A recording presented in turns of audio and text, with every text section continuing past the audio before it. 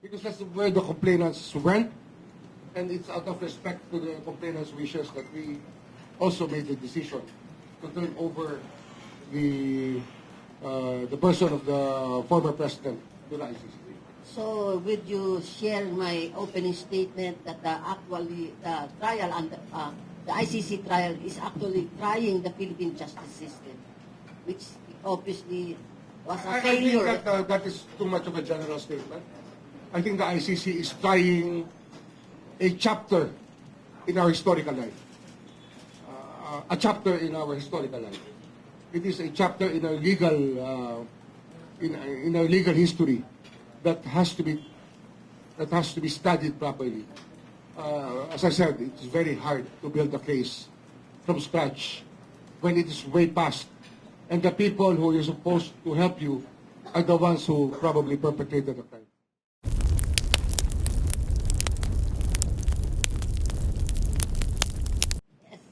Anyway, sir, yung isa pang EJK killings ni Mr. Late former President Duterte, na-file naman nyo dito sa atin? Di ba sa DOJ din yun? Unfortunately, many of the cases that were filed with the DOJ ended up with the former prosecutor general who immediately turned over the cases to the ombudsman. And I don't really know what the ombudsman has done about these cases. At least there are no 30 cases pending before us because these were turned over by the former prosecutor general to the ombudsman. And it was never returned to us. So it is for the disposition of the ombudsman. I thought the Quadcom turned it over to you. They conducted The meeting. Quadcom hearings, we got copies of the minutes of the Quadcom hearings, but we have to do a case build-up before we file the case. We cannot file a case on mere allegations stated in a public hearing of the Senate. We have to get the proper evidentiary value within our grasp for us to be able to file a case. We do not file a case out of scuttlebutt or out of statements made publicly and make them into gospel truth. We do not do that. We have to validate every fact that there is. So, is still a build-up at this stage? Yes, that's the most necessary thing that should be done in all cases. We should prepare. There should be a case build-up for every case, so that the moment we file the case in court, we're ready for trial. Alangan namang ipapile namin yung kaso, sabay doon kami maghahagilap ng ebidensya pagkatapos. Kailangan ipunin muna yung ebidensya para final namin, ready for trial kami. Sa ICC, there were 43 cases. These 43 cases did it come from the DOJ? Hindi nang galing sa amin yun. Private complainants. The ICC has been on this case for the past 5 years, if I'm not mistaken. They've been, or maybe more, for the past 7 years. So they're way ahead of us when it comes to investigating the cases. And in terms of case build-up, it's not easy for us to make a case build-up based on facts that happened 7, 8, 9, 10 years ago. Almost impossible. Especially that the people who we need in a case build-up are the police personnel. And many of them, I think, were entangled in this web of criminal activity that happened, that violated the rights of the victims of the EJ case that happened during the time. So we just have to take it with a grain of salt that there are limitations to our grasp and reach because of the peculiar circumstances surrounding what happened in the past. So in the ICC, the DOJ or the Philippine government will not be called upon? We do To not validate the cases. It is not within our jurisdiction anymore. Wala na So kayo. they already have their Private complainants lang yun. private complainants in the ICC. We just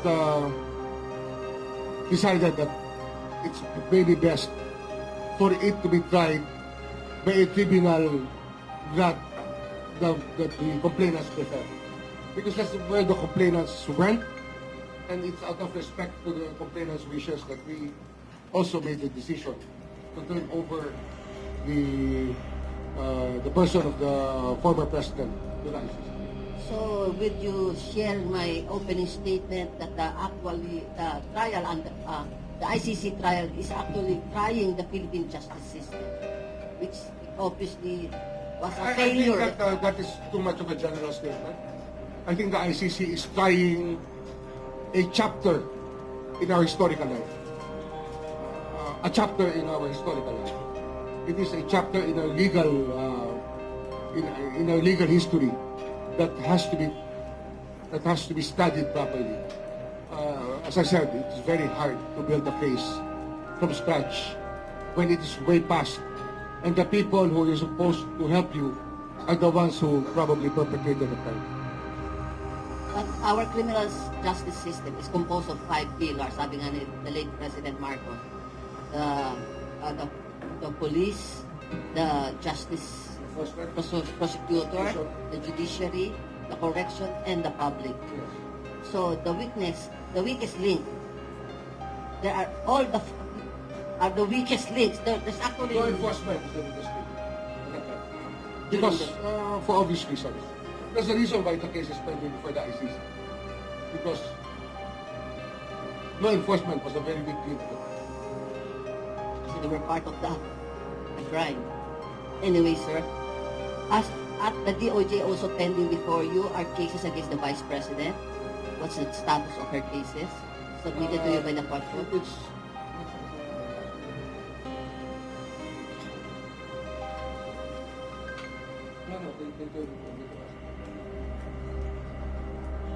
it's a PI, preliminary investigation.